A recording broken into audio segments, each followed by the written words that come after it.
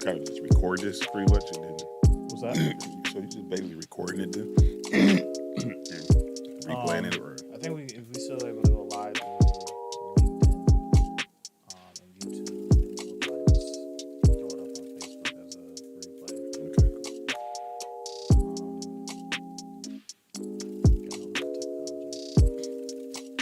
My wife laughing because literally every time when the first guest, I know. I was watching some other. What's her name?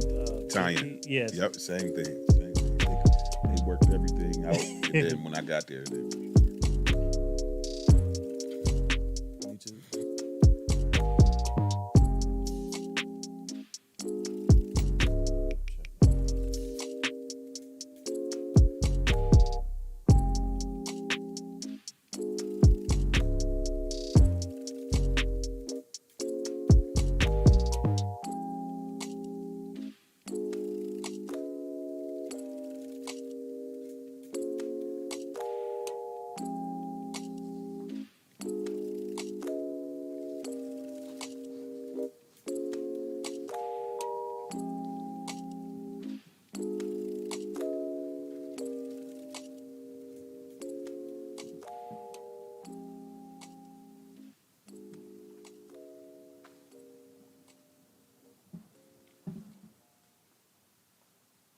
We're live, right? We're live.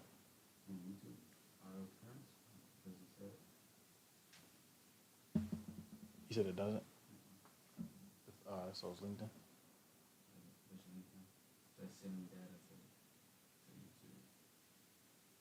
That's fine. Yeah, last time it worked, though. So. Yeah, still not yet. All right, 2 more minutes. Okay.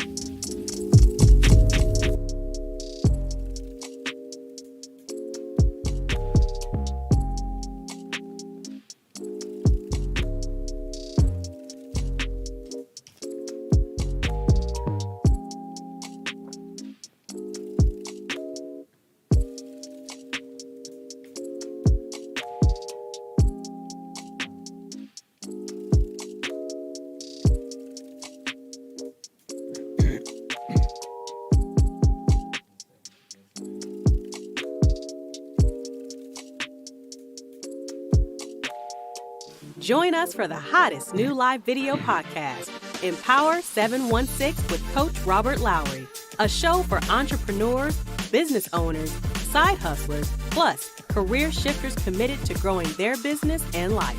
Streaming live on Facebook, YouTube, and LinkedIn every Monday at 5 p.m.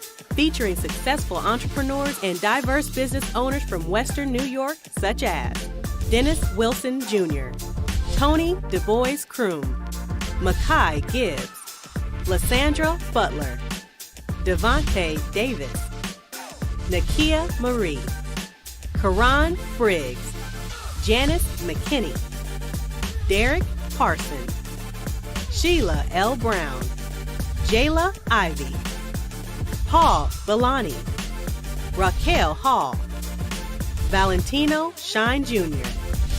For more information, go to www.empower716.com.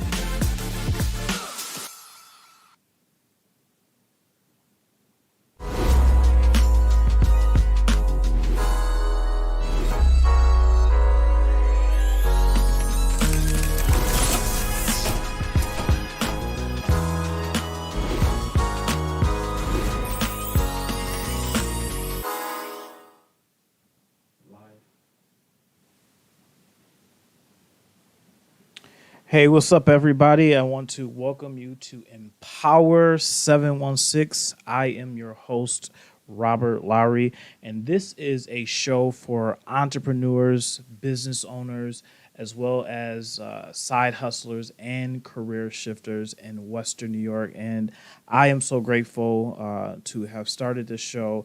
And I want to just give some context of why this show was started.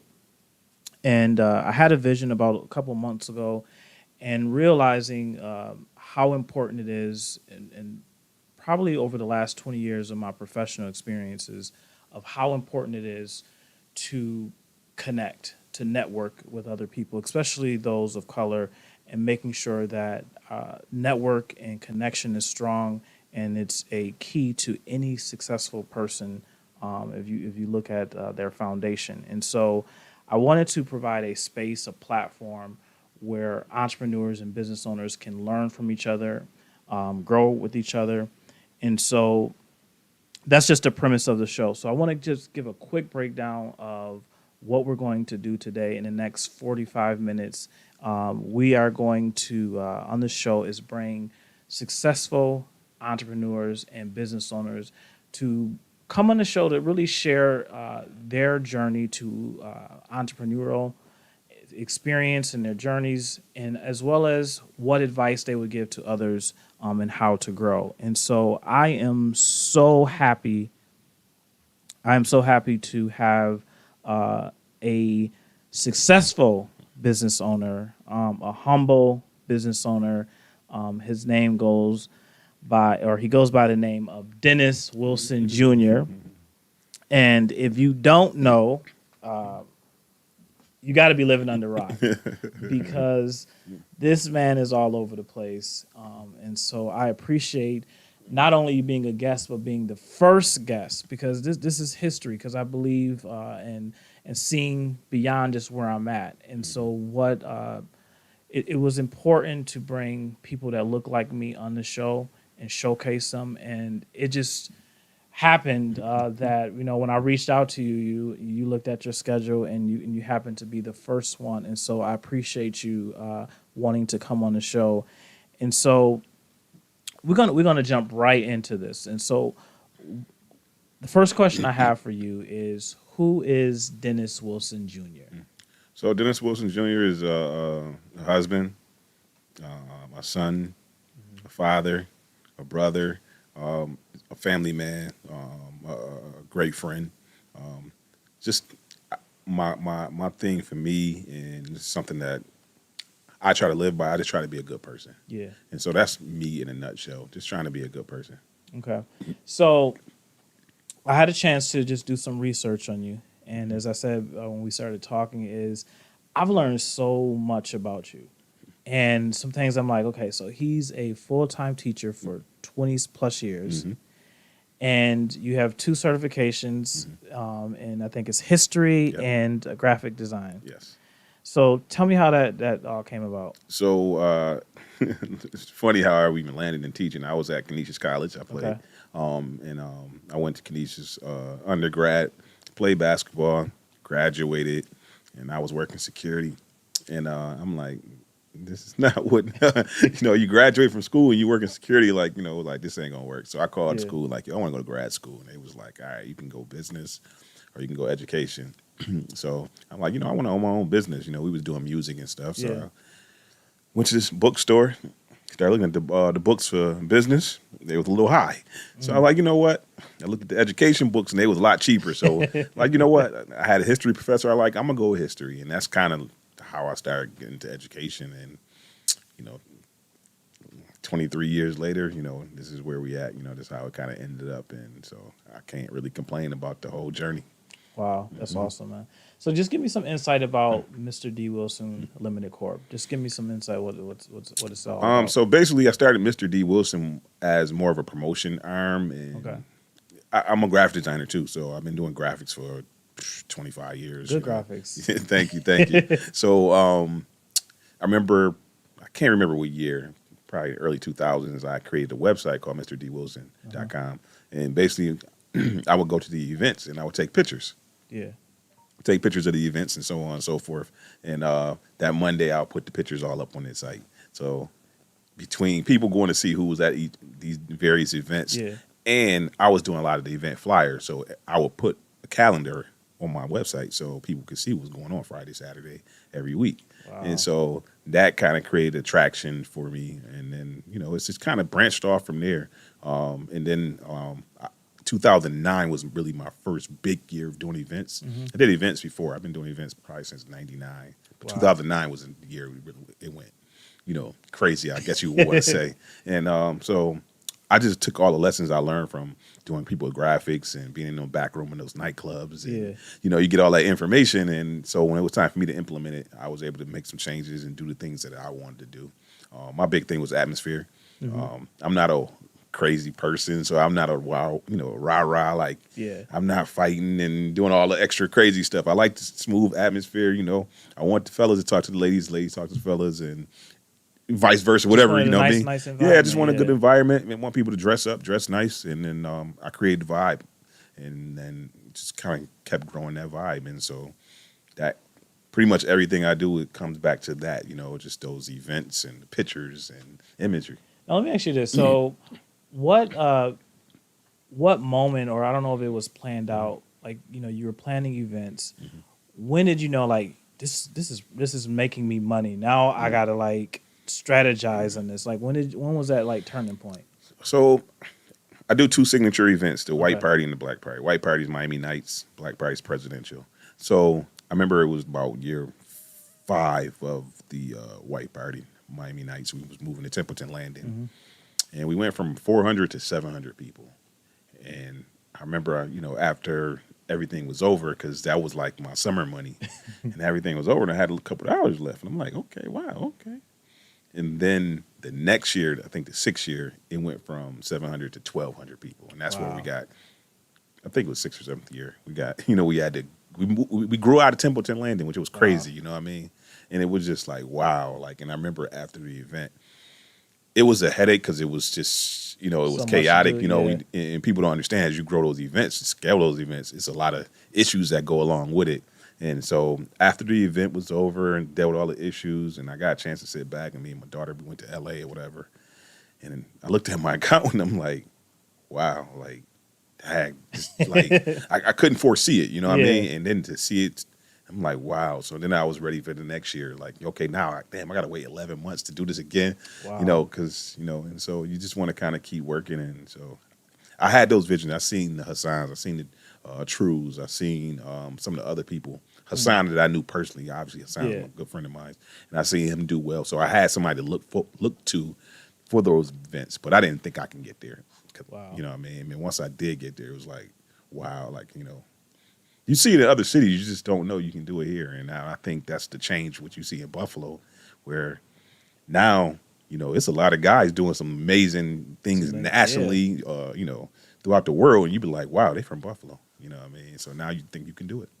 Now, do you think I used to have this notion probably about 10 years ago? I used to travel a lot for work. And once I left Buffalo, like it was just like, I don't know if the dark cloud just kind of left, and I would go to cities like Atlanta and what is it, Florida, Tampa, major cities. And I would get motivated. I would see people look like me moving and shaking and so forth. Do you think that has changed, the atmosphere has changed in Buffalo? The atmosphere has changed, but I guess to me, it's always what you made it. Yeah. Like, because, a lot of people seen the black cloud, but I just never saw that. You know what I mean? What I loved about being home, and I would go, travel and do things, but I'm not one of those people who just talk to anybody. Yeah. So for me, it's hard for me to meet new people because I'm not just one of those people just randomly talk to people. Wow. So I like when I'm home and I go out to wherever and I run into people I know. So, what I mean? I like that. You know what I mean? So I like being around people I know and, people, you went to high school with or, just people you share experiences with.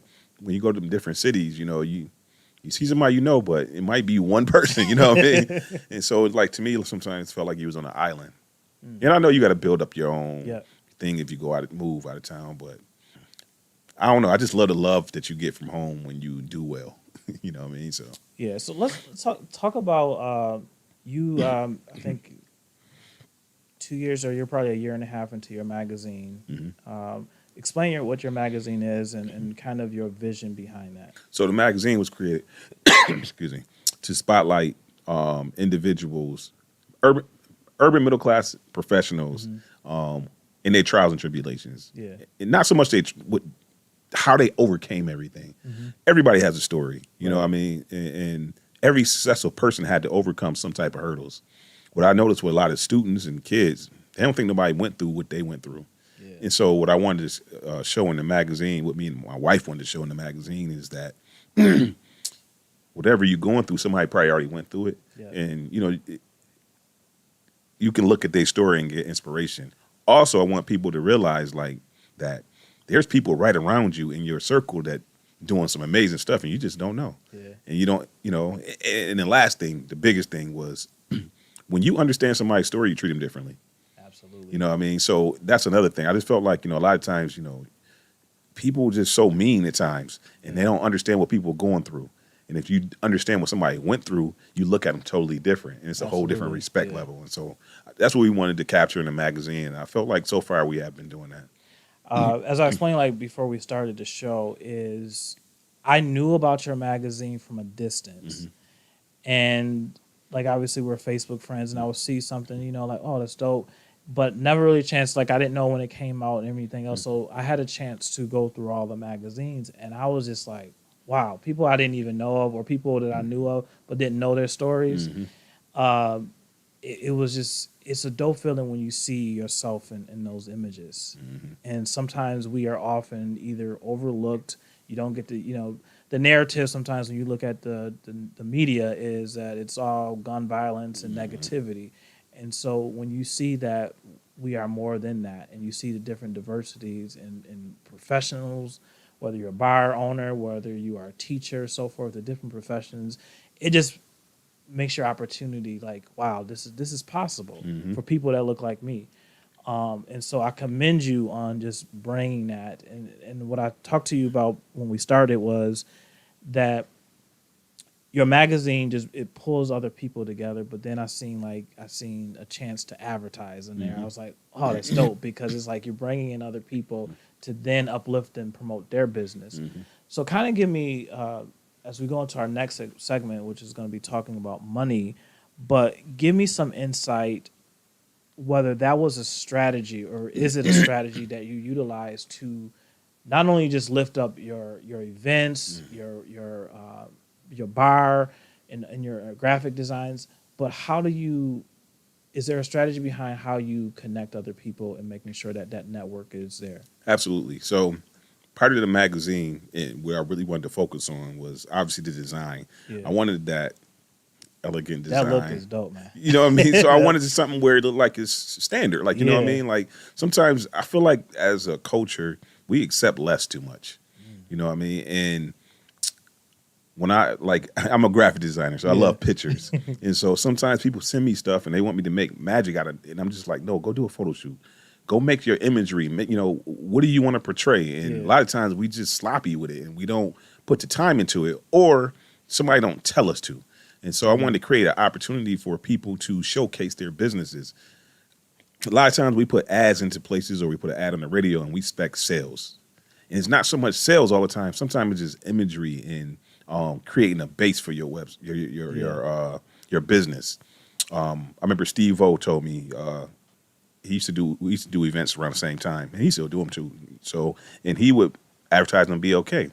And I'm like, well, why would you advertise on BOK? Because you can't get that many people in these events. He was like, that way people in Erie hear my name. That, you know, I forgot, Toronto at that time, you know, can hear your name. And I'm like, wow, like, you know, you branding. So now for a year and a half, 2 years before the pandemic, you heard my name every week on WBOK with the happy hour with Yasmin Young. Every week, D. Wilson, every week.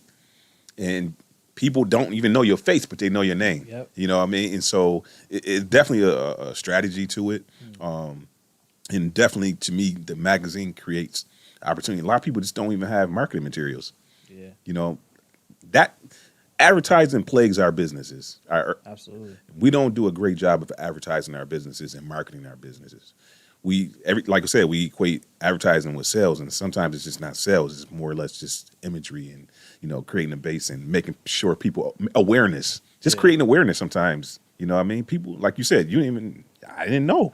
You know what I mean? So how did you know? You got to, keep creating, pushing out there, keep creating. yeah. You know what I mean? We Facebook friends, we friends, but you don't know everything I do. So I got to keep Pushing it. Yeah, keep pushing it. And eventually you'll, as long as I'm consistent with it. Yeah. Now, we talked about like, so I think we're gonna go into our next segment because this is really good because I think it leads into what you're just talking about is the money factor. Now, I'm gonna read this statement that I looked at is that research shows that 80% of businesses fail because of poor cash flow. Mm-hmm. So, with you being a teacher, owner of Mr. D. Wilson Limited Corp., Oak Room, graphic design, all the other stuff. How do you? What's your method to avoid cash flow problems?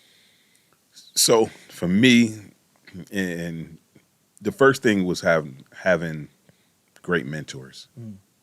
You need to be around other people who understand things that you don't understand. Yeah. So my partner in the Oak Room was Curtis. Curtis a banker. He understands money.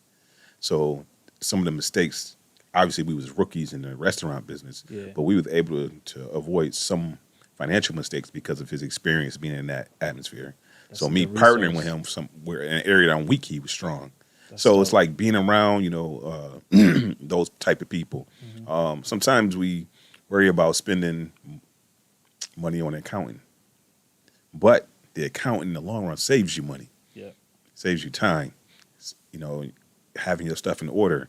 If you had your stuff in order when it was time for PPPs and all these different things that the government was, helping the businesses out, if you didn't have your paperwork in order, so it's just having that knowledge base, having people you can turn to.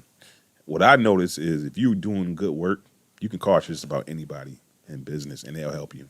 Yeah. Because they want to help. Yeah. You know what I mean? But if you're doing some crazy stuff, they don't want to help you. You know what I mean? They don't want to be involved with you. So that was kind of the biggest thing, just being around people or seeking information. Now, a lot of times, I always when we say the word money, I mean, I still think sometimes it's a taboo in our community when we talk about money, especially when you get into business of saying, I want to make money. Mm-hmm. And now you're a bad guy because you say that. Like, you just out there. Now, obviously, there's more to it. Mm-hmm. Now, teaching, a lot of, I learned very late in life about financial literacy. Me too. And if I knew what I knew back then, like, I'd probably be a lot, further in life. But one of the things, like, of just trying to look at different streams of, increasing your streams of income and things of that nature. Do you think, the question I want to ask you is, do you think, as far as money-wise, and do you think it's critical that you have financial management skills and so forth and understanding in your personal life to impact your business life? Yes, I think a lot of it is just awareness. Yeah. And be willing to sacrifice.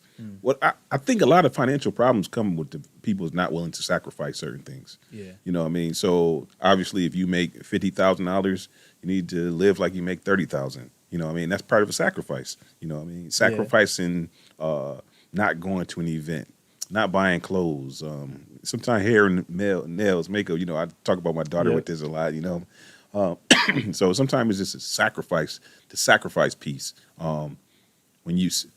One of the things about saving is sacrifice. Mm-hmm. We don't like to sacrifice, so that's the reason why we don't save. You know what I mean? So once you start creating those better habits, then and then part of those better habits is people telling you, so you understanding. Like I know now I invest in the stock market, but when I was in my early 20s, I didn't know nothing about the stock. I knew about the stock market, but I didn't know how to invest. I didn't have anybody around me that was investing. So now that I'm in investing, I'll talk to my daughter about investing. You know what I mean? So you need those. And to me, that's why I created the magazine. It's just back to creating, like stories, man, so people can understand, man. Creating scenarios, like, situations, like what's my plan, like my strategy for financial investment. I'm a long-term investor, so I invest for retirement. I'm a teacher, so I got a pension, so I want to aid my pension. So Every 2 weeks when I get paid, I buy a stock or two, one or two. Not a lot, you know what I mean? Yeah. Every time you get paid, you go buy to the restaurant, you go to eat, you go do whatever. So me, if I can go blow that, I can go put something. And so every 2 weeks, just buy something. And then Now, let me ask you this. Did you go through a phase? Now, for me personally, I went through a phase that when I got to a point where I was like, okay, things aren't moving for me. And so the first thing a person does when they don't have much, which was, me in my case, is you go out and buy the big stuff and you go out and try to be the man and you get to, nice suits and everything else. And now you're buying stuff just to show you have money. And then there was this inner thing going on with me is saying that, no, you got to like save, you got to grow, you got to invest and things of that nature. And so I was reading this article, and this is a study probably maybe 5 years ago. It says by 2053, the wealth of African Americans and actually people of color will be 0%. So we're pretty much going downward as far as wealth. And so the mindset of us is, I won't say us, but the mindset of so many people is to look rich. And not really have those deep conversations about financial literacy, how to save because we want it now. And because, years from, if I didn't have it for years, I was growing up, I didn't have much. And now I finally get to the point, why can't I just go out and buy that new Lamborghini, or why can't I go out and buy that? So was there a shift in your mindset as far as money? I can't say really a shift. I think for me, it's just been a natural progression. Like the biggest thing that happened to me was I got married. Yeah. So when you add another income to your house, it just, so now you working as two as opposed to one, and we were on the same page with everything. So that already automatically helped. I just think too, like just the natural maturity, like, as you get older, certain things that you wanted before, you don't want no more, So I can't say I had that. Because I don't think I got enough money at one time to go. It's just crazy. You buy some little things, but maybe shopping a little bit too much, but nothing crazy. I kind of, I try to do the best I could, And now to me, I just got a better vision. What I see now is like now I could see 5 years in ahead, 10 years ahead. Before we didn't look far ahead. So when I talk to my students, I talk to them about what's your outlook? What do you want? So then you can work toward it. I think a lot of times we live day by day. Exactly. Month by month. We don't look at the future. I asked a kid the other day and I was like, yo, in 10 years, can you imagine your life in 10 years? And they was like, no. They had no clue. Like, So, you want to graduate from college or whatever, but that's just because you're supposed to. They didn't have a clue of what they want. So we got to help other generations, not even other generations. We got to help our friends see what they want. And once they see what they want, then they can work to obtain those things. I love it. Now, speaking of that, so going back to the money piece what's your mindset? Like, do you have financial goals that you go after every year? Like, how do you, what's your target first? And not specifically, but like when you think of a business venture or even like where your business is at today, like I want to profit this much this year or next month. Do you plan like that? No, not. I plan a little differently. Me and my wife talk about some investment things, whether it's real estate. She's more into real estate than I am. I'm not, I've been thinking about it, but it's just not my vibe, you know what I mean? So a lot of my planning is structured around events because that's what I really enjoy doing. And I feel like, I'm getting better and, really doing different things with those and kind of keep those things growing. So my financial stuff, right now I'm preparing for retirement. Yeah. Obviously I can retire. I think I got like 11 years or whatever. So to me, I'm working toward that. And then I can kind of figure out what's the next after that because that's my goal to when I retire, I'm good. You good for you know what I mean? And now I can do what I want to do. I can invest where I want to invest and, and have fun and enjoy life or whatever. So that's kind of how I do. I don't look at it kind of month from month. I do look at it from year to year a little bit just to make sure I'm on par. But I'm really a long-term person. Like I literally look at the big picture and try to get to that point. And that's where I'm working at now. That's dope. All right, we're going to take a quick commercial. I think we're looking at the young entrepreneurs. And so, what this next commercial is about, we highlight every month a young entrepreneur in Western New York, whether they're just starting their company up or actually they're ideal, and or whether they've been functioning for a couple of years. But we want to provide a highlight and promote those young entrepreneurs. So we're going to take a quick break. Hey, what's up, Western New York? Did you know that Empower716 Talk Show is looking to promote and recognize young entrepreneurs in Western New York? You could recommend yourself or someone else to be acknowledged on a future episode.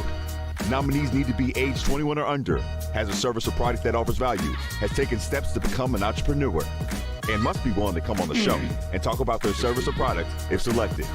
Email us at empower716@gmail.com. They've been having a bad week, man. Stock got trash.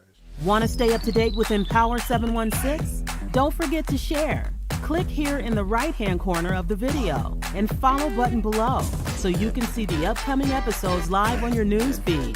Find Empower 716 on LinkedIn Live, YouTube, Facebook, and other audio platforms.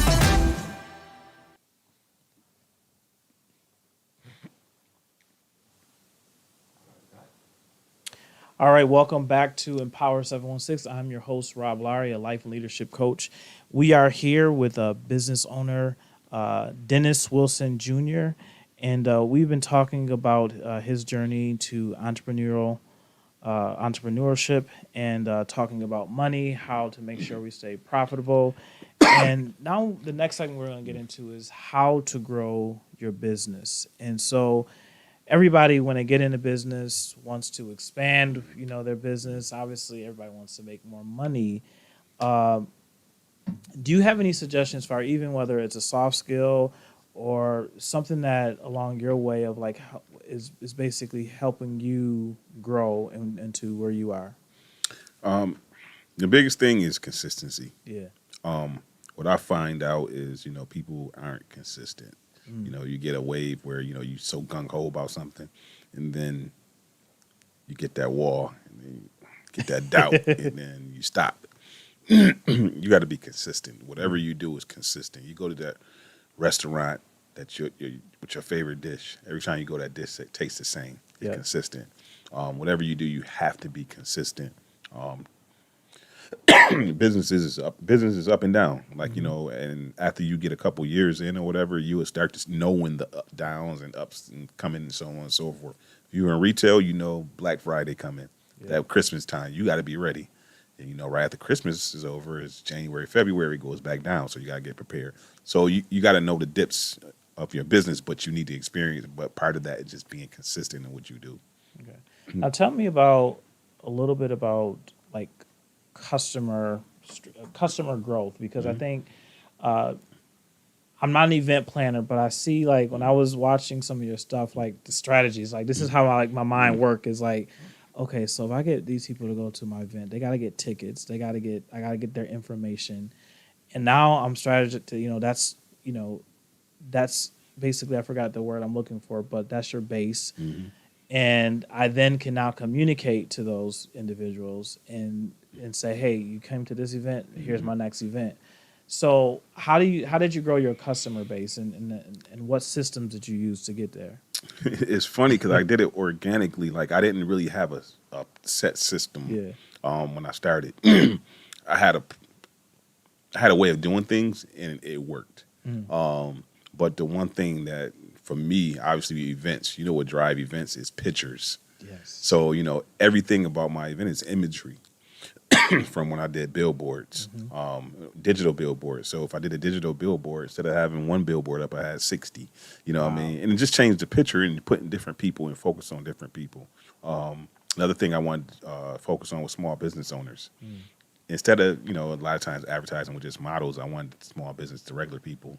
I'm a regular people type person. Yeah. So that's the reason why I like, Buffalo, because I'm not a celebrity type person. I just like regular, ordinary people who work hard and go to work.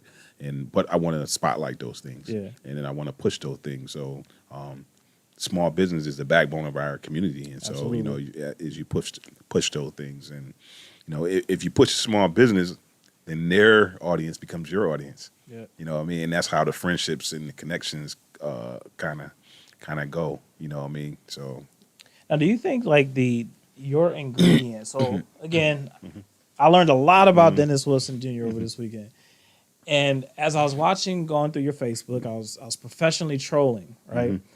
And I was watching your lives that you were doing, and they were mostly on other people. You were out at different businesses, you and your wife, and shout out to your wife Rhonda, who is a recent recipient of the Buffalo Black Achievers, and so I saw down your live, you at different events promoting other people, and I know you do some graphic work for those individuals, but you can learn a lot by just going through somebody's Facebook feed, and whether like, oh, let me stay away from this person, yeah. or like this person is supporting other people, this person is lifting other people. He wants to lift those and encouraging them, and so do you think that plays a huge, I would say, has an impact on your growth as a business person? Absolutely. One thing people would know, regardless of what happened, people know I care. Yeah. When I do an event, and my wife be like, "Why you answer the phone?" Like, because, like, you know, like people can go to anywhere they want. They don't have to come to my event. So, you know, I try to, you know, answer every call. I try to answer every message. I try to handle every situation. You know, obviously you get some people upset or whatever, but what people can't say is that I didn't try to address the situation, whatever it may be. I try to be fair. I try to be honest. I ain't gonna say I try to be. I'm honest. You know, I don't try to take people money. I don't try to give you something that you didn't. You know what I mean? I just try to be real ethical with whatever everything I do. So I try to operate with the highest integrity as possible. And then too, I'm always trying to grow. You know, if you go to the event, so you went to the event, so the black party is coming up in about a month. You go to this black party, if you went to the black party, one of the first ones at 550, you'll see the big difference. You can see the growth. And a lot of times the people who've been coming all those years, they see the growth. People will hear about them. You hear you see the growth. You see the growth in the people that's attending. You know, now we get people from Rochester, Toronto, Charlotte. It's people who fly in for these events in particular. You know what I mean? This is the time they choose to come and visit home because it's, you know, it's something to do, you know, or, you know, and then they bring people. We had a group. We had a group of guys from Chicago. They was here for a football game. The Bills played the Bears a couple years ago. That weekend, friend of mine's, one of the boys who my cousin grew up with, he was cool with them because he lived in Chicago. Man, they came to the event because they ain't know nothing about the event. They came in, they had a ball. You know what I mean? So, to me, I created something that you can kind of say. It used to be like, man, we don't have those events, but now we do. Yeah. So my events can compare to anybody in New York, Chicago, LA. You know what I mean? It compares. It's comparative. It is really, I mean, I love, obviously, is the upscale piece of it. And as I was going through just the histories of your events, and I just go back and to remember hearing so much, especially when it was at Timberland? Templeton, yeah. Templeton. And just hearing people, okay, I got to go to the white party, I got to go to the black party, the black affair party, and then just watching the progression of it. And do you think, as far as growth, like what advice specifically would you give to people who, you know, I know you talked about consistency. Do you think, as far as you talked about consistency, integrity, do you think there's any other things that fall into that? Research, obviously, like I ain't say obviously, but research. Yeah. You know, watch what other people do. So a lot of ideas. I go to Toronto. I look at what they do. Obviously, like you, I'm a professional Instagram stalker too. I go and watch people's stuff from Houston, Atlanta, and then I will go to some of the events too if I can. You know, I talk to some of the promoters if I can. Or talk to different people and just watch what they do. It's some stuff you can't do here, you know what I mean? Like we went to brunch in D.C. We did a trip to D.C. and we went to brunch and it was crazy. It was like, wow. Man, so me and Kurt like, yeah, we got to do this when we get home. So we tried it, but we don't have the population. So Yeah. certain stuff that you can't do, you got to change it up for home or whatever, which is fine. Yeah. But go to places, travel. Like you said, travel. And you're gonna Yeah. see different things, and then you come home and try to implement it. But you got to implement it in baby steps. Yeah. That's another big thing. Start small. A lot of times people have a dream, Yeah. which is cool. It's great to have a dream. Man, they want this elaborate thing, but they don't allow themselves to grow into it. They want the perfect, they want the Grammy event right off the muscle. And that's just not how it works. Yeah. You know what I mean? Start small. You open a restaurant, start with a small menu. You can always add stuff to the menu. Yeah. It look bad when you take stuff away from the menu. You know what I mean? So whatever the business is, start small. Even if you had a resource. A lot of times when you have the resources, you waste the most money. It's funny you said that because I'm learning. The great thing about being a business is over these last 3 years full time is it's you just kind of you learn as you grow. Obviously, you don't want to just base everything off of just you got to experience it. But I'm learning that the process of not knowing and then discovery is the best part. And you just like you just said, you have a lot of resources. Then you just kind of like throw stuff at it and like, what am I doing? I gotta retract this. Think about start small. You don't have to have every system. You don't have to have everything together. Now, I want to transition to this last question in this segment is, was there something along your way of starting in your different businesses that you failed at and you're like, okay, I can't do that again, and I've grown from it during that growth process, kind of like the growth thing. Absolutely, certain things that like I did a couple concerts, and they weren't large scale concerts, but they was concerts. But with concerts, man, there's a lot of moving parts. Yeah. A ton of them. Even my events, it's a ton of moving parts, but I can organize them better. With concerts, I just didn't enjoy it. You know what I mean? So I learned to scale back and try to do the things that I enjoy in that realm. Also, you got to kind of be realistic. Some stuff just don't make sense. Yeah. Like you sometimes people ask they ask me my opinion. And when I give them the opinion, they mad. And then a lot of times they go do it, and it fails because they didn't. You can't lead with your heart when you're talking about business. Business don't have no heart.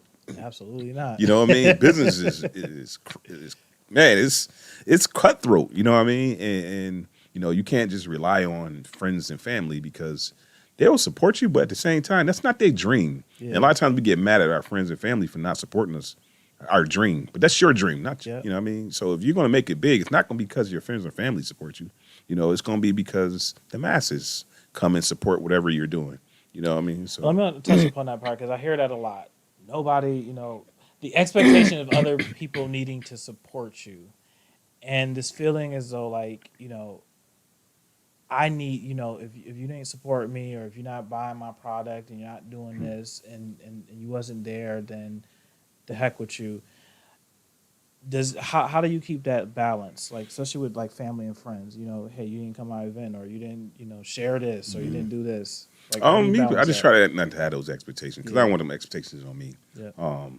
Like you don't know who watching you. You don't you didn't know I bought your book. Yeah. You know what I mean? Like I don't even read. You Yeah. know what I mean? But I wanted to support. You know what I mean? Like my boy Mark Abraham, he doing his thing, so I bought his book. You know what I mean? Like. To me, it's not, you don't know who's going to support you. So you got to put the work in and you got to give something that's supportable. Yeah. You know what I mean? Like your friends and family can't keep your business up. Yeah. You need people, you need masses. And part of that is starting small and growing. Your friends and family is your mouthpiece. Because if you're doing good, that's my cousin, that's my sister. They're going to talk about it. You know what I mean? It's some people who never been to my event and talk about my event all the time. So why would I be critical of that person? Yeah. You know what I mean? Like, that's not their thing. Fine, perfect. You know what I mean? But they can tell everybody else to go. Tell everybody else. Yeah, you know what I mean? So it's just like, me, I try not to, especially, when you start getting owning multiple businesses. It might be somebody who we had an issue with, but then they're in Oak Room eating. Why am I going to go bother this person? Yeah. They supported me. Like, you know what I mean? And, you got to humble yourself, and so I just try to make sure I'm around kids a lot, so you see stuff they do, and I can't duplicate the same thing I'm telling them not to do. Yeah. So it's a good reality check for me being around kids and being around people all the time, and just understanding, man, just being appreciative of opportunities, the wins, the losses. I had some events before that people ain't come to, you know what I mean, and that happens, you know what I mean. You take it on the chin, and you kind of keep going. So I can't get mad at everybody because they ain't go to that event. It wasn't good, and they didn't want to go. Let it go. So I love it. So if you are watching on LinkedIn, if you have questions for Dennis, put them in the comments. We definitely want to get your feedback. I want to talk about. I pulled one of your Facebook stats, and I hope you don't mind putting you on the spot since it's in the public. So that's why I can put this out here. So. On August 24th, you had a stat, and this stat actually resonated with me because I definitely can relate. So your stat said, I find it funny that I have to be consistently prove myself when I meet those outside our community. My record should speak for itself, but they can't get past my color. Mm-hmm. So tell me what your thought behind that. So obviously, I think if you go to most people in our community, they would say I'm the premier event or upscale event promoter. Yeah. No, hands down, no problem. Go. You know what I mean? So, but sometimes even in my own city, when I go to different establishments to create an event or talk about booking something, it's still a hassle. It's still like you got to prove yourself, and then they try to over and triple charge you like sometimes, and it's just like, why am I going through this? It was funny. I remember when I did the Bills Charlotte game. We went to Charlotte and I had a couple parties or whatever. I was able to book the parties in Charlotte, no problem. When I was coming back, I was trying to book the black party that round because it was in that November. Same hotel system. I was having a problem with the Marriott here. Marriott and Charlotte, no problem. That Charlotte don't even know me. Marriott, I lived like 5 minutes from, and they was giving me all hell. And even after I proved the event, they still gave me hell. And it got so ugly. it's like all these layers of probably questioning what type of event it is, actually a little bit more details about your event. Than Sometimes it's that, but sometimes it's just your color, point blank. Wow. I did an event not too long ago. I don't want to talk about the event because people won't know, but the owner wound up apologizing. He was like, I just, I see TV and it just got to me. I don't understand why. Yeah. He's like, I'm not that type of person. And he was almost in tears. And I'm just like, I basically gave you everything you needed. And I gave you tips and skills to help you run your business outside of my event that I'm not charging you for. I just want you to do well. Like, I don't care who it is. Yeah. And you still treating me like this. Like, why? Like, why am I going through that? I just did the event in Miami. I ain't having no issues booking anything in Miami. Why do I gotta have problems here? You know what I mean? We was working on something for a couple months from now, and dead end after dead end. And I'm just like, why am I going through this here? Yeah. I shouldn't. Especially when, like, I have trackable results. Absolutely. Not only do I bring a lot of money into these places, but I bring a good quality. I bring sponsorship. You know what I mean? It's not like I'm just bringing some bad business, you know what I mean? And you can count on your hand in the last 10 years how many times I had an incident at my event. It doesn't happen, you know what I mean? It's just, and that's something that we really pay close attention to detail, and we do a lot of planning to try to make sure we don't have any issues and everybody feel comfortable and everybody feel good. So do you think I'm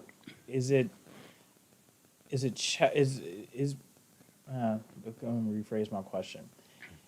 How do you navigate through that as a businessman of color, and you have a track record doing good business, and I guess how do you stay in the right mindset to kind of like, I just got to keep moving? I guess because we don't really have a lot of those options sometimes, you know what I mean? I know for a fact a couple times I overpaid. Until you prove yourself. So it was almost like a prove it situation. Good friend of mine, Christo Prince, I'm going to shout him out. Christo Prince. So when I put that stat up, I remember now. A lot of people were like, man, keep doing what you're doing. Blah, blah, you know what I mean? Which is good. You want the encouragement. Yeah.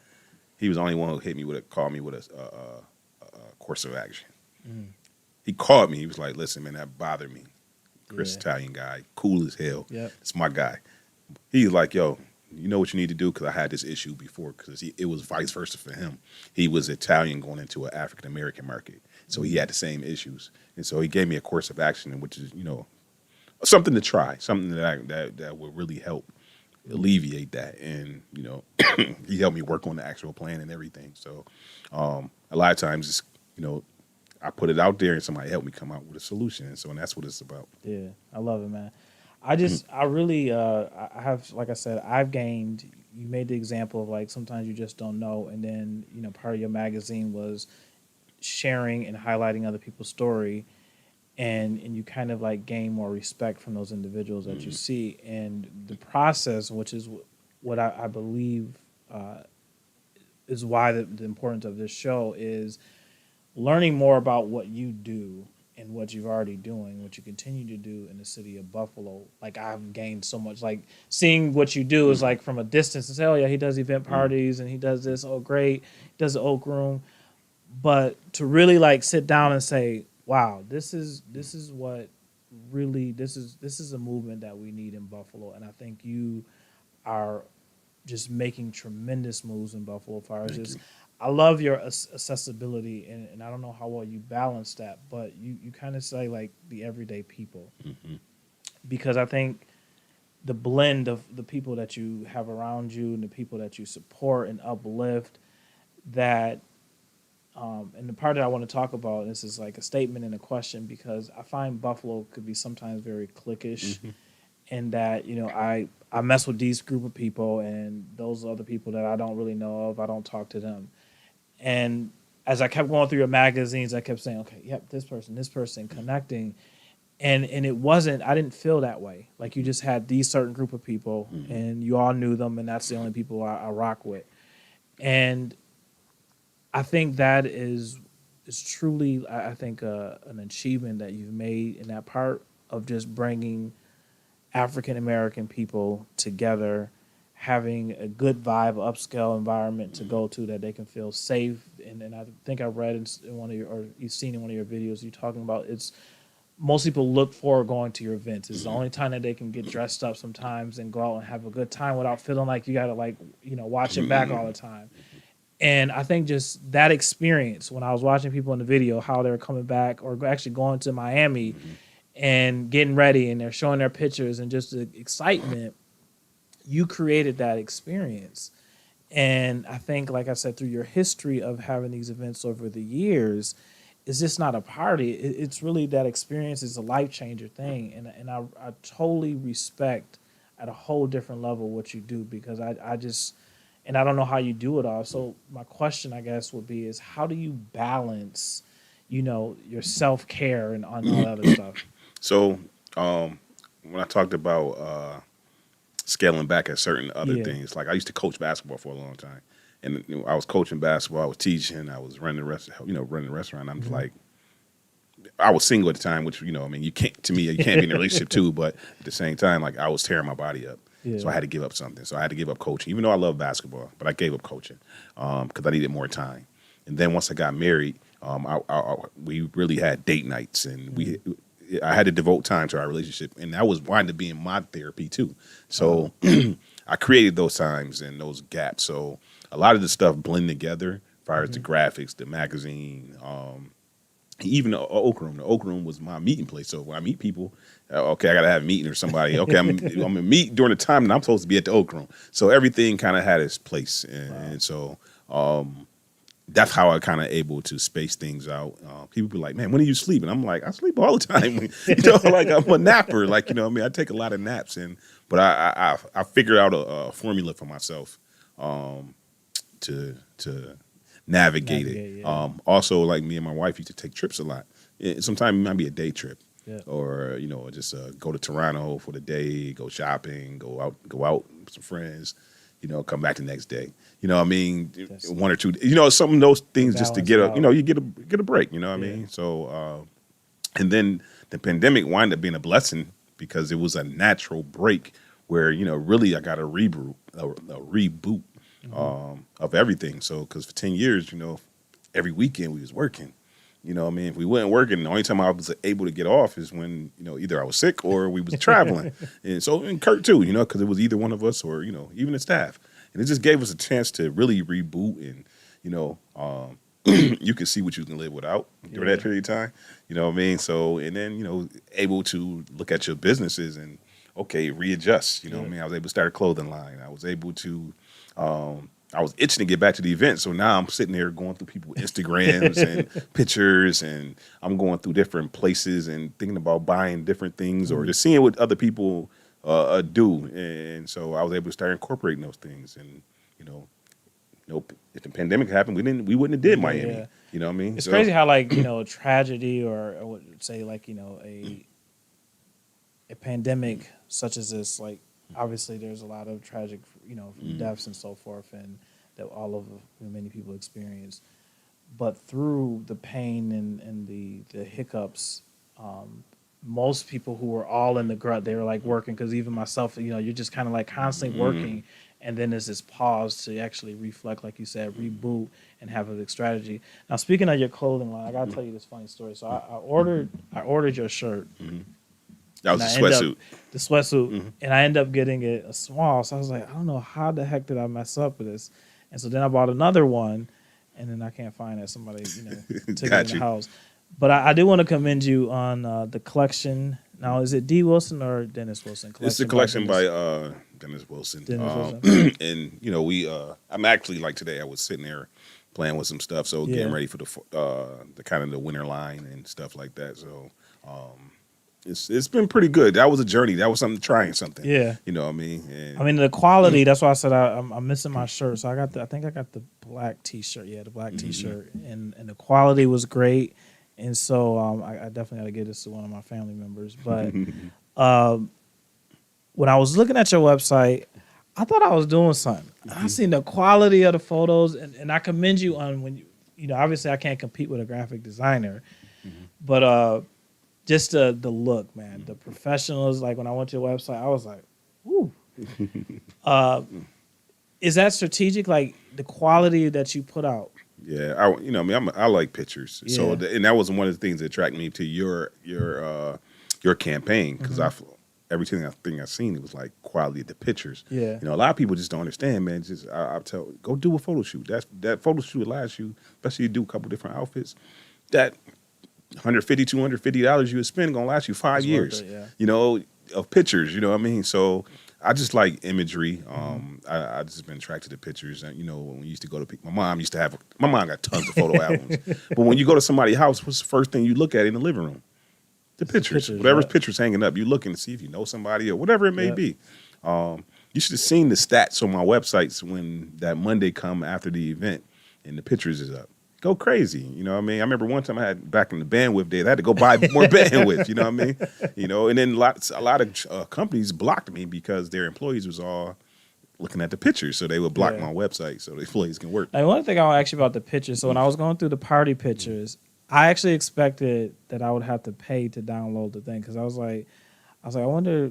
So when I clicked the pictures, and I was like, oh, it has a little download button, because I was like, and again, I was thinking, like, you know, in the business sense, I was like, okay, this is a good strategy.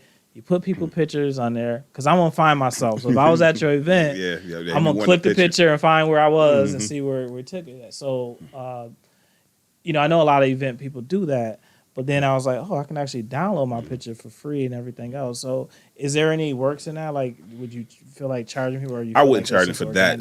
Like when you come to the event, like, you know, we had a photographer with the backdrop, and they charge, and you pay for that, and that's their thing. You know what I mean? But to me, like, those pictures, it lasts for years. Yeah. So, you know what I mean? I'm not going to charge them because, you know, like, that's, I hate to say it, but I ain't going to say it's free advertisement. You know what I mean? It's crazy when you go back and look at somebody's profile picture and it's your event. You know what I mean? And it happens a lot. Even in a tragedy standpoint, a lot of times I remember a gentleman who was at my event, and I don't know him personally, but he had passed. And, you know, you look at the news, it was all pictures from the event because he was just there. And you was like, wow, like, I didn't know he was there. Wow. You know what I mean? Then I go back sometime and look at some events. I might be looking for something for 5-10 years ago, and I'll see somebody that I didn't know then that I know now. Wow. And I'd be like, wow, you've been coming in. Like, I remember one lady, like, she'd been coming to the events from day one. I didn't know. You know what I mean? And somehow we became friends, like, maybe 9, 10 years later with some other type of interaction or whatever, some type of business or whatever, and I didn't know that this person was coming all this time. You know what I mean? So that's why you got to treat people nice. That's why you got to be cordial, because you don't know. You know what I mean? Like, now I'm getting 2,000-3,000 people come to an event. Even an event at 500, you don't see all the people. In Miami, it was people there I didn't see till I seen the pictures. Wow. You know what I mean? And so, you just never know. You know what I mean? So I guess I do got to give you the title of the GOAT of Buffalo, because, like I said, I just all the connections that you have, and anybody who I mentioned, Dennis Wilson Jr. is like, yeah, I know Dennis, and they've been connected to you some way or shape or form, have come in contact with you. So what's next? What's next for Dennis? So right now, preparing for the presidential event, all black event. Tell me a little more about that event. So this is it's my birthday party too. So it's Awesome. annual. It's the 11th annual. Which obviously, in 11 years doing something consistently. Back to what I'm saying, being consistent. It's black tie, it's no jeans, it's no sneakers. It's time to really dress up. Dress code is pretty much all black. I mean, you can accessorize how you want to. The one remarkable thing about my events is the age. It's literally 21 through 70. Wow. There's nowhere, and probably with the exception of, like family reunions and stuff like that, there's no parties that you can go to with those age gaps. And it's places for all those ages. So it's not like you going in a room and you dancing with 70-year-olds. They might be in a live music room. Wow. We got a turn-up room. The turn-up room is turn up. So if you're going in there, I don't care how it's turned up. Turned up. You know what I mean? And then we got a reggae room, so a reggae, calypso, obviously us having a lot of New York City people that came here and live here from years, and college students, you know what I mean? We got a good reggae presence here, and so Toronto and Rochester got a big reggae following, Lockport. So, we created that room. And so now whatever genre you into, you go. And then we got the lobby lounge area where you can chill. We got vendors, you got photographers, and it's all types of stuff. So, like, I know you said you're not a going out person, but when people come, you don't have to go out. Like, you there, and it's something for you. And then it turns into that networking thing. But a lot of times it's networking without networking. Yeah. You know what I mean? Just a casual networking, just coming in contact. People just need to see you sometimes, oh, damn, that's the guy from the billboard. You know what I mean? Like, they need to see you. Yeah. Sometimes they want your services and you don't even know it, but they don't know how to contact you, know what I mean? And so they run into you, or it's people you ain't seen in a long time. People come home and, when they come home, they want to see people they ain't seen. Wow. So you also, I think either one of your videos or your stats, you mentioned you're doing something for New Year's. Is that still going on? We were trying to, man. That was one of the things I was talking about we had some issues with. So, and I'm at a point now, too, where if it ain't right, I ain't doing it. So, right now we got we about to reopen the Oak Room. We got the Black Party. And then I'm working on the fall, the winter line for the clothing line. So, I'll probably have that stuff really going to launch it off Black Friday. Nice. So. Now, tell me, actually 2 more questions, because I was just curious to know. So, with your panoramic magazine, how did you go about, like, far as distribution and distribution, I think it's through the Buffalo News. Okay. They because it's free. Okay. So what I did is put it in local area Wegmans and Tops. Nice. I felt that I'm a Wegmans person. Yeah. But I think it's Wegmans. It might just be Wegmans. I don't even think I did. I think I did Tops one time, but I think mostly Wegmans, the area Wegmans. Later on, we'll probably get them in more stores. But I just did the Buffalo area ones, Buffalo, Cheektowaga, Amherst area ones. Nice. And like I said, I'm still bankrolling it. Like, it's not like it's a profitable thing. So I want to start small, and then I can grow into it. So. I love the progression. And the reason why I ask that is because I think just obviously promoting it and pushing what you're doing. And then the other question, when I was going through the Oak Room, and I think I went to the Oak Room once for happy hour, which is crazy. I think Kia Kemp and Pell, yeah. So I think we were doing something for the After School Network, and I remember a few years ago. But so tell me, so when I was looking through your flyers of the Oak Room, and you highlighted different professionals, and they had this happy hour. Now, was that a strategic way to get people to come out? Yes and no. Yes, obviously. Anytime you're doing the restaurant, you got to have that type of strategy. Yeah. But also, it's too that community base. Like the Oak Room to me was, and people miss it because it's the heart. You know what I mean? And part of the heart was we try to say we were the we was, I forgot what the word we used it, but we was kind of like the melting pot for everything, for all the urban professionals. You know, that was a spot. Yep. Everybody would go to, and you know, you go off from there, but you know, you can get everywhere. You might walk in there, see a lawyer, you might see an firefighter, police officer, drug dealer. Like, you know what I mean? Like, everybody was in there. It is what it is. Yep. You know what I mean? But everybody was comfortable. And so that was what it was about. We wanted to create an atmosphere, and that's what something when we first started. We tried to create an atmosphere where people could feel comfortable. You know, whether you're in your suit, whether you're in your track suit, and I think we accomplished that. You know, You definitely did. You know, now as we open, we're going to change some things up. The dynamics is because society's changed. Yeah. With the pandemic, you know, things change. You know, these streets is crazy. So you know, it's. Me, I just don't have a lot of patience for it no more, like being out as late as I used to be. So we're making some adjustments, and we're gonna put more emphasis on the breakfast. Nice. So just to kind of give everybody the secret before we get out there. But I really enjoy the breakfast. Like, I can't sit here and lie to you. Like, you know what I mean? Like, now I'm a get up in the morning person, or 8 o'clock in the morning, whatever. You know, me and the wife, she go to the gym. I go to breakfast, then I go to the gym. You know what I mean? You know what I mean? So, you know, just lifestyle change. So we want to make sure we kind of address that and kind of go from there. I love it. Now, I know I said that was the last question, but so if you had a chance to sit with anybody, whether they're famous, unfamous, to chop it up with them, who would that be?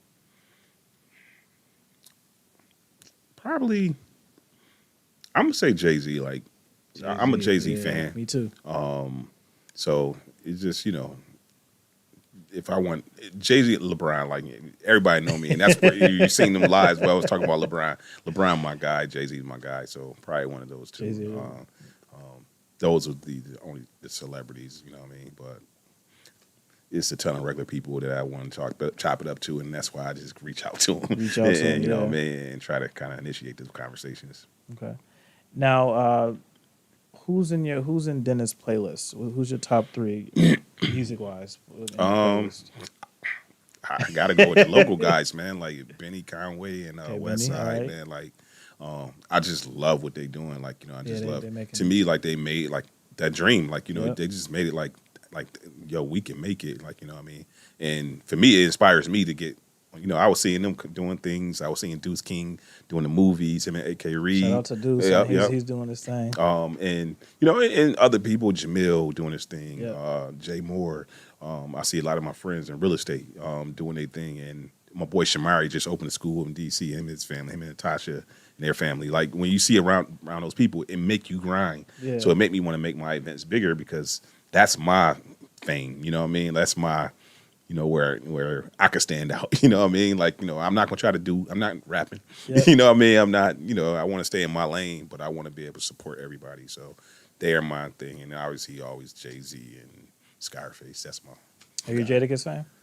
I am, but Yeah. not like you know, like that. But I'm more of a Jay-Z, Scarface, and then the local guys. Man, I honestly love what they doing. Like, you know what I mean? And I've been knowing them for a while. Benny and Conway mostly. I've been knowing them for at least 10, 15 years, and so just I watch their growth. You know what I mean? And you know, we're not personal friends. Yeah. You know what I mean? I'm cool. Like, they know me. You know, but just watching them, man, to me, like, that's just, it makes me feel good every time I see them go up different levels. I love the part that you just said too that resonated with me is like the mindset of anybody who's a business owner. Just, I would say, a good a person with a positive mindset or just looking at life in a growth way is to be okay with seeing other people grow. Like, I think I shared that with you is because when I was watching what you do, it wasn't like, oh, I can do it better, or why does he get to do this? And it was more like I was inspired by just watching like looking at your website. I was like, this is dope. and so, like, I think what you said about Benny and Conway and so forth, when you see people and so many people from the Jamels, from even like April, and it's so many people those names that you hear and people that you see and talk to, and as you see them grow and their business grow, it only encourages you to, like, okay, we and to their greatness. Like, Yeah. you know, a lot of people just they don't understand people's greatness. Like, Yeah. like we all have some type of greatness, some type of something that we're great in. Everybody, Absolutely. I feel like, Yep. in my mind, you got to Absolutely. figure it out. Yep. You know what I mean? My greatness is bringing people together. That's my greatness. You know what I mean? And, and creating visual, the imagery. That's my greatness. Yeah. You know what I mean? And so I understand it. I love it. I appreciate it. I watch those guys. They're great. I can't be them. Like, you know what I mean? Like, I know some people like, man, no, they can't. Like, Yeah. they great. You know what I Yeah. mean? You watch my boy Q in real estate, man. He killing it, but Yeah. he found that, you know what I mean? One time, last thing, my wife was talking, because my wife's in real estate. And so something happened at her property. And in my mind, I'm like, okay, well, we just go buy the whole thing, fix it. She's like, no. Like, no, I'm just going to repair this and whatever. Her mindset was different for that. And she's great in that. You know what I mean? That's not my mindset. You know what I mean? And I'm learning it through her. But at the same time, like, I got to appreciate her greatness in that. You know what I mean? And you got to let that lead at times. So, just letting people be great, understand their greatness, appreciating their greatness, and supporting and being happy for them.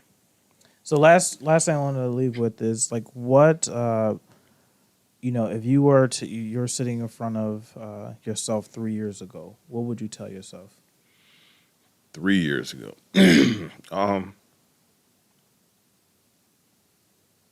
every 2 weeks buy one share app every 2 weeks. That's what I basically tell myself. Like, and every 2 weeks buy. I just recently started buying Bitcoin, so every 2 weeks buy just one share. One share. Whether it's Apple, something. You know what I mean? Like, I ain't gonna say something. I'm gonna say Apple just because that's one of the great companies. And anytime I give advice, I tell people to buy Apple. The rest of the stuff you can do your own research on. I don't want to tell you that, but Apple is usually a great company to invest in. So I would tell myself consistently. Every 2 weeks when you get paid, or you get your bigger checks or whatever, bigger things from the events. Buy more. Wow. Man, this time went by really quick. I appreciate all the things that you're doing for the city, man. And just, you are a very humble, ambitious, determined man and family man, father. And I appreciate all of the things that you're doing for our community. Just, I don't need to tell you to keep up because you're already doing it, man. But if you're watching this, I want to make sure you add comments to our conversations and let me know what you think of the conversation around entrepreneurship and owning your business and doing a clothing line. But we're going to end this live with a few commercials. I think we got one talking about how you can be a guest on the Empower716. And then also just highlighting some of the things of how you can make sure you stay connected, because pretty much what I'm trying to do is build a community of like-minded people who are trying to grow their business and their lives together. So thanks, Dennis, for joining me on my first episode. Hopefully, I won't say hopefully, this will continue, and I appreciate your accessibility. I appreciate you just taking the time out your busy schedule to come on and highlight some of the great things you're doing. Appreciate you. Definitely appreciate it, man. Love the setup, man. Thank you. I'm growing. Thanks a lot. So thanks everybody for joining us, and I'll see you next week.